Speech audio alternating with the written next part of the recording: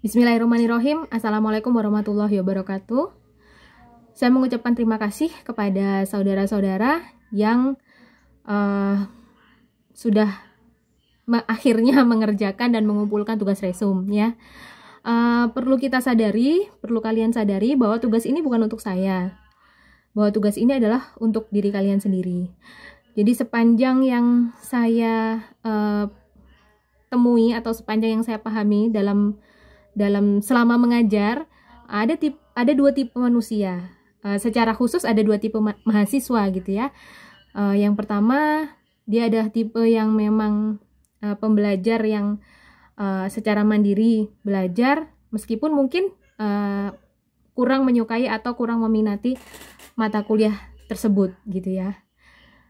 Namun ada juga tipe yang kedua, yaitu tipe yang memang harus dipaksa atau harus difasilitasi atau harus benar-benar diarahkan dalam belajar gitu ya. Nah, dalam hal ini saya sebagai seorang dosen atau pendidik di sini ada beban tanggung jawab di pundak saya untuk mengajar hukum transportasi dalam hal ini gitu ya. Jadi ada beban di pundak saya memastikan bahwa terjadi transfer ilmu tentang hukum transportasi ini kepada mahasiswa, dari dosen kepada mahasiswa. Meskipun sebenarnya belajarnya tidak harus selalu kepada dosennya saja ya. Kalau yang namanya belajar itu luas ya. Nah, dalam hal ini kenapa saya sampai mungkin mengingatkan saudara-saudara agar menonton sampai akhir gitu ya, atau mungkin dalam tanda kutip memang memaksa dengan tugas resum agar saudara-saudara benar-benar mendengarkan, dan harapan saya saudara memang benar-benar menyimak sendiri gitu ya, bukan mencontoh atau melihat tugas resum temannya gitu ya. Nah, harapan saya saudara-saudara dengan paksaan ini, dengan tugas paksaan ini, harapan saya memang saudara-saudara menyimak sendiri materi-materi dari saya.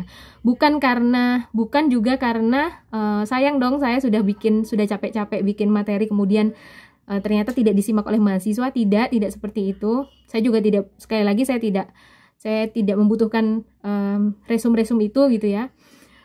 Dan ini kenapa saya paksa memang yaitu tadi, karena ada dua tipe mahasiswa yang mana mungkin ada sebagian mahasiswa yang memang harus dipaksa begitu. Nah, ini bagian dari saya memfasilitasi dan memikirkan bagaimana caranya agar transfer ilmu itu terjadi, agar proses belajar mengajar itu efektif.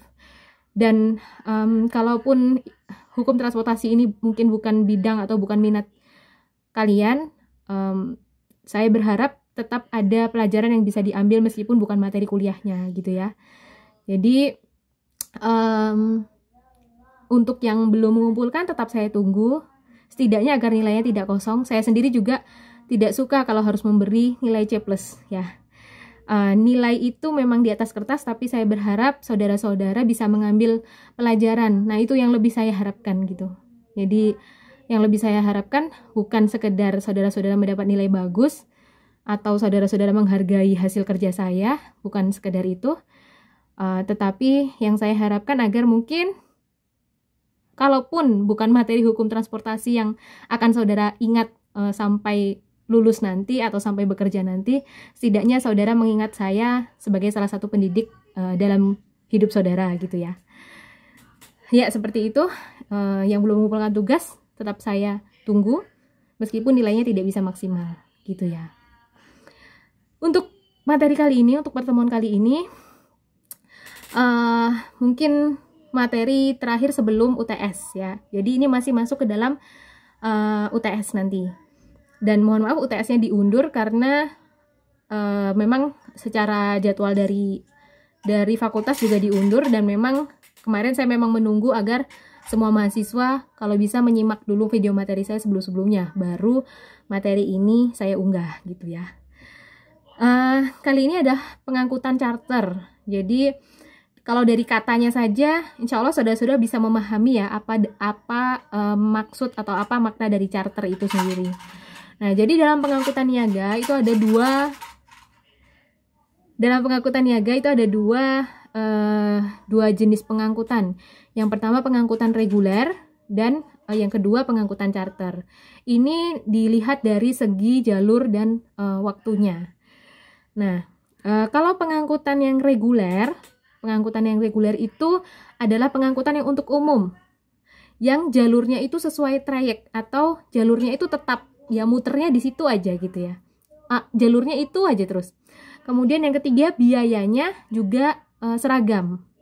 Kalaupun berbeda ya tergantung mungkin tempat turunnya yang beda. Kalau misalnya kita naik bis dari Malang ke Jogja misalnya, yang turun di Madiun dengan yang turun di Jogja mungkin beda harga. Nah, itu tetapi biayanya seragam atau apa? Setiap orang mendapatkan kewajiban untuk membayar ongkos yang seragam gitu ya. Jadi 3 hal itu kalau pengangkutan reguler yang pertama jadwal atau waktunya itu tetap ada waktunya sendiri. Kemudian kok ada waktunya sendiri? Iya, waktunya tetap, ada jadwalnya sendiri maksud saya. Kemudian yang kedua jalurnya itu tetap atau sesuai trayek. Kemudian yang ketiga untuk umum, peruntukannya untuk umum. Ya, jadi yang keempat biayanya seragam. Jadi ada 4 hal ya, itu pengangkutan yang reguler. Nah, kalau pengangkutan yang charter ini bukan untuk umum, jadi untuk orang tertentu atau pihak tertentu, si pencharter yang mencarter gitu, pihak yang mencarter alat angkut tersebut gitu ya. Pertama itu, jadi peruntukannya bukan untuk umum kalau yang charter. Yang kedua, dia mempunyai jalur tertentu, artinya jalurnya ya sesuai permintaan dari si pencharter untuk jalur. Untuk jadwal itu juga pada waktu tertentu, pada waktu atau jadwal tertentu. Juga sesuai dengan permintaan dari si pencharter. Kemudian yang ketiga untuk biaya itu juga bukan biaya yang diperuntukkan untuk umum, tetapi biayanya juga khusus atau biayanya disesuaikan dengan jadwal dan waktu charternya. Kemudian satu lagi juga untuk yang pengangkutan charter ini itu adalah di sana terdapat 1 kali perjanjian. Jadi maksudnya 1 kali perjanjian ini, kalau yang di reguler itu terdapat banyak perjanjian. Artinya pihak pengangkut itu mempunyai perjanjian dengan para penumpang. Jadi kalau misalnya di dalam penumpang itu ada satu kali trayek, 1 kali jalur itu ada 20 penumpang, ya itu berarti ada 20 perjanjian. Ya, ada 20 perjanjian dalam 1 kali, tergantung penumpangnya ada berapa kalau yang reguler ya. Tetapi kalau yang charter itu hanya 1 perjanjian. 1 perjanjian itu maksudnya bagaimana? Ya perjanjian antara pihak pengangkut dan pencharter.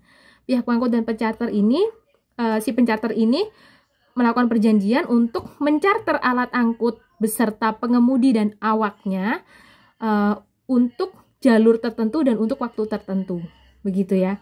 Jadi hanya ada 1 perjanjian, gitu. Dan kemudian pengangkutan charter ini tadi sudah saya singgung, ini sekaligus dengan pengemudi dan awaknya. Dan ini pihak pengangkut itu tidak peduli apakah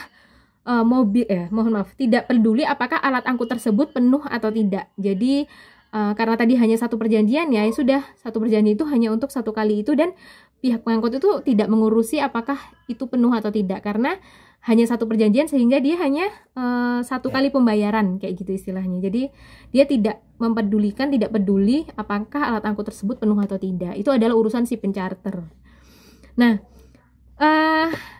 pencharteran ini pengangkutan charter ini mirip dengan perjanjian sewa. Di mana bedanya? Nah, bedanya itu adalah kalau perjanjian sewa itu supir dan awak disediakan sendiri oleh penyewa. Jadi pengangkut tidak perlu menyediakan pengemudi dan awak. Pengangkut hanya meminjamkan atau menyewakan alat angkutnya. Penyewa juga hanya menyewa alat angkutnya, tidak beserta pengemudi dan tidak beserta awaknya. Nah, kalau pengangkutan charter itu bukan disewakan tetapi dicharterkan sekaligus dengan pengemudi dan awaknya. Jadi disediakan oleh pihak pengangkut sekaligus pengemudi dan awaknya, gitu ya.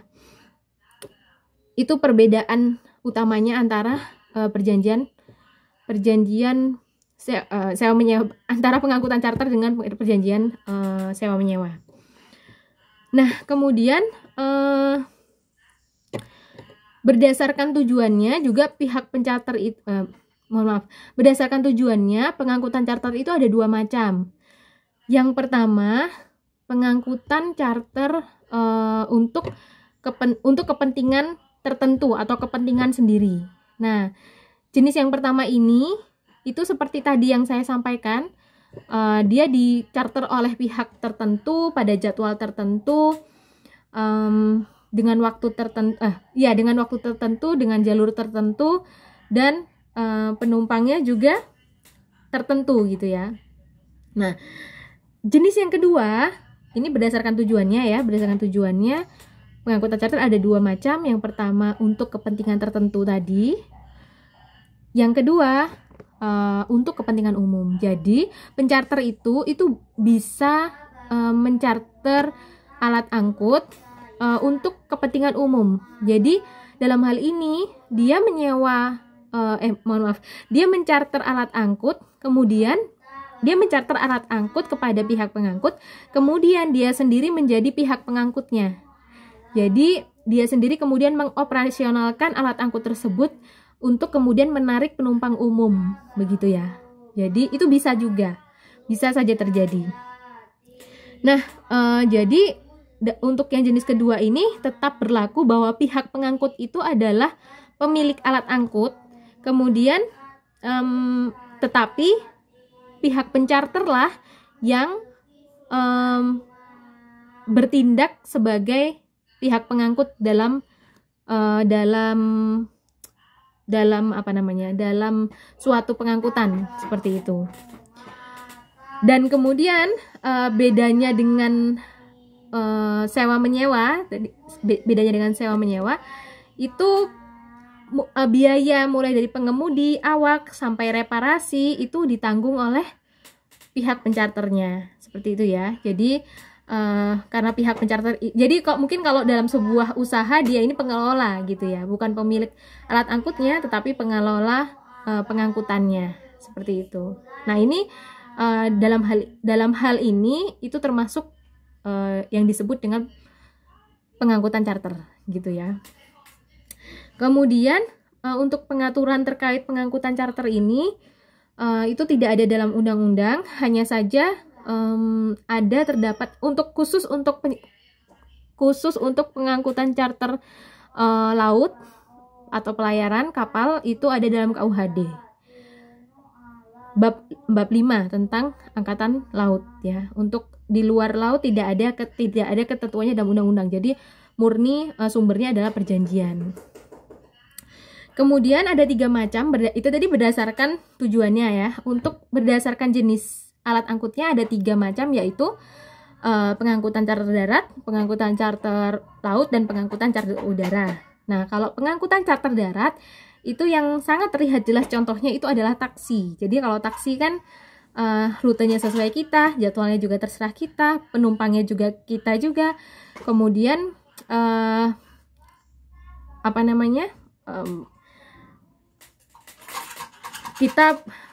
kita sendirian gitu ya, maksudnya hanya pihak kita saja yang ada di situ, tidak untuk umum gitu. Itu ya yang utama. Kemudian tapi tidak menutup kemungkinan juga alat angkut mekanik umum juga bisa dicharter seperti bis biasanya bis pariwisata. Terus kemudian truk juga bisa dicharter untuk mengangkut barang tertentu. Kemudian juga kereta api juga gerbong-gerbongnya ada yang gerbong khusus untuk barang, itu juga bisa dicharter untuk barang tertentu. Itu untuk pengangkutan charter darat ya.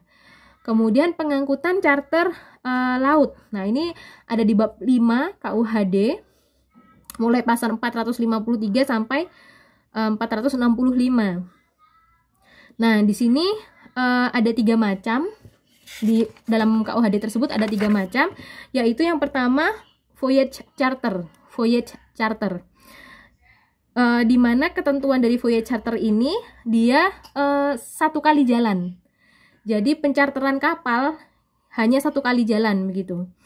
Dan biaya itu sesuai kesepakatan sendiri, dan juga pemilik kapal atau pemilik kapal ya. Pihak pengangkut dalam hal ini adalah pemilik kapal itu pemilik kapal. Pencharter itu hanya dibebani untuk proses pengangkutan saja, tidak termasuk biaya-biayanya. Jadi biaya-biayanya atau tanggung jawab lainnya, atau dalam hari ini apabila ada kerugian seperti itu adalah tetap ditanggung oleh pihak pengangkut. Jadi intinya dia hanya mencarter kapal itu hanya 1 kali jalan begitu ya, untuk biaya reparasi, biaya operasional, kemudian mohon maaf kalau tanggung jawab tetap sesuai kesalahan ya, tetap apabila bisa dibuktikan, tetap sesuai prinsip pertanggungjawaban ya kalau untuk masalah tanggung jawab kerugian. Maksudnya di sini adalah, saya pertegas lagi, untuk pengangkutan voyage charter, mohon maaf tadi mungkin agak membingungkan. Untuk pengangkutan laut berjenis voyage charter itu intinya adalah hanya 1 kali jalan. 1 kali jalan tanpa pencharter itu dibebani biaya operasional, biaya reparasi dan sebagainya. Gitu. Jadi biayanya hanya ya untuk biaya 1 kali jalan itu. Terus kemudian yang jenis kedua adalah time charter. Time charter ini adalah pencharteran kapal dalam 1 jangka waktu tertentu. Jadi bisa beberapa bulan misalnya. Jadi tidak harus 1 kali jalan. Jadi ibarat kalau nyewa itu ya nyewa berdasarkan waktunya gitu. Namanya juga time charter gitu ya. Kemudian, pencharter dibebani biaya operasional seperti bahan bakar. Kalau jenis yang pertama tadi tidak ya, tidak dibebani biaya bahan bakar, tidak. Tetapi yang ini dibebani biaya bahan bakar. Kemudian pemilik kapal, namun tidak dibebani biaya seperti asuransi, servis, dan gaji awak. Gaji awak kapal itu tidak dibebani. Ini yang time charter ya. Kemudian yang ketiga ada namanya bareboat charter. Bareboat charter itu adalah pencharter ini bertanggung jawab atas seluruh biaya kapal. Ya, jadi karena memang ada jangka waktunya minimal 1 tahun. Jadi seperti time charter tapi dia cenderung lebih lama, sehingga dibebani biaya kapal seperti bahan bakar, kemudian asuransi, reparasi, seperti itu. Jadi karena jangka waktunya lebih panjang, yaitu minimal 1 tahun. Dan itu pastinya ya berkali-kali rute begitu. Nah, untuk pencharteran udara yaitu pesawat, ini ya kalau kita sering melihat setiap tahunnya ada pesawat yang dicharter untuk jamaah haji misalnya, atau mungkin bahkan untuk umroh khusus gitu ya. Nah, biasanya kalau pesawat ini itu adalah untuk 1 kali penerbangan. Seperti itu ya. Jadi dan biasanya juga yang dicharter adalah seluruh pesawat. Jadi dalam satu pesawat itu penumpangnya adalah dengan tujuan sama begitu. Tidak ada penumpang lain. Namun tidak ada penumpang lain.